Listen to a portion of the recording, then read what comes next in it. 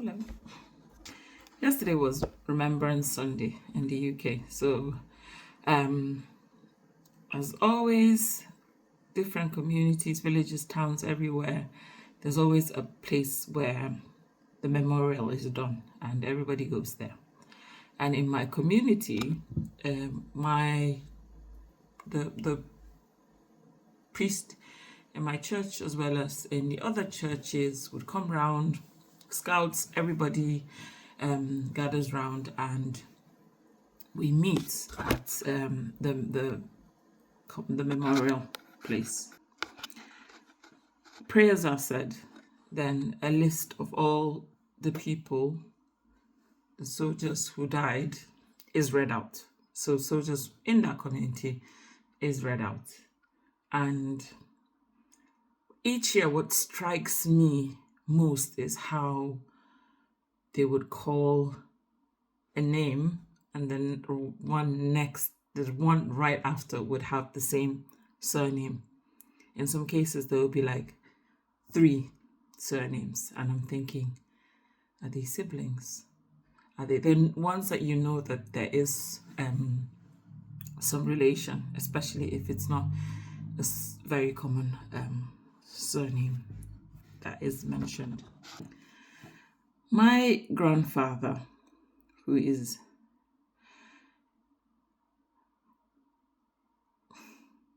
I'm trying not to be emotional because I got very emotional yesterday thinking about how we are remembering how it is not right, and it wasn't right, to send all those young people to their death, and how right now there's currently countless number of armed conflicts. About 50 of those are in Africa and the rest of the world. So I got thinking about the whole thing, the past, the present, and what would our future be. So my mom's dad went to Burma. He didn't die in Burma, fortunately. He came back from the war. Yeah, he went to fight with the British in Burma and came back. So he lived to a good old age before he died. So yesterday I was picturing how it would have been.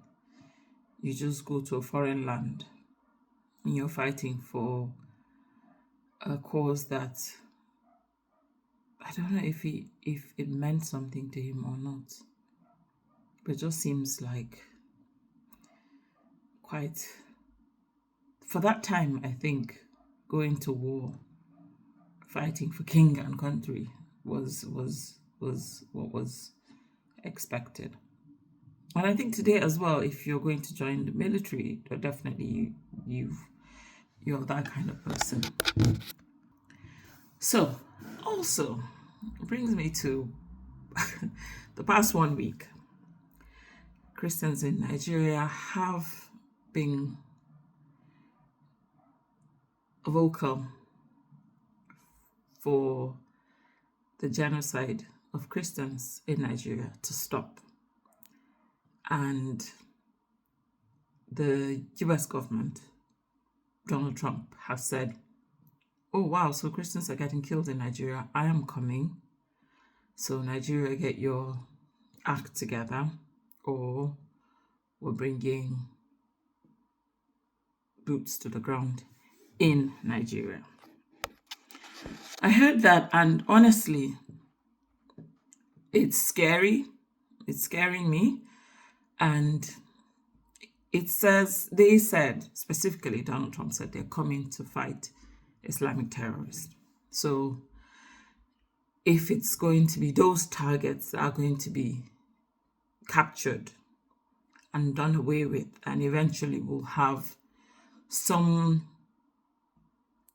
level of, or a reduction, a drastic reduction in the chaos that's currently happening, then it's a welcome idea. But if it's going to be coming in and a taking over of Nigeria, then that is quite scary. That is very scary. So I'm thinking if Trump says this, then it would make us really reflect as a country and start to think about how we as people can also just individually find ways that we can start coming up with ideas, strategies on how to end the genocide of Christians in Nigeria. There is chaos in Nigeria. There are terrorists in Nigeria that are killing people, that are kidnapping people. That is a fact. So non-Christians are getting killed as well. But in this instance, Christians there is a particular pastor that has been very vocal, and I think is a singular act that caught the attention of Donald Trump. Even though in the past, in October, mid-October, there were some vocal media personalities from the US who were saying that there is a Christian genocide in Nigeria. This was around about the time of the UN General Assembly, where Nigeria's vice president acknowledged the fact that there was a genocide in Gaza. And things have unfolded since then.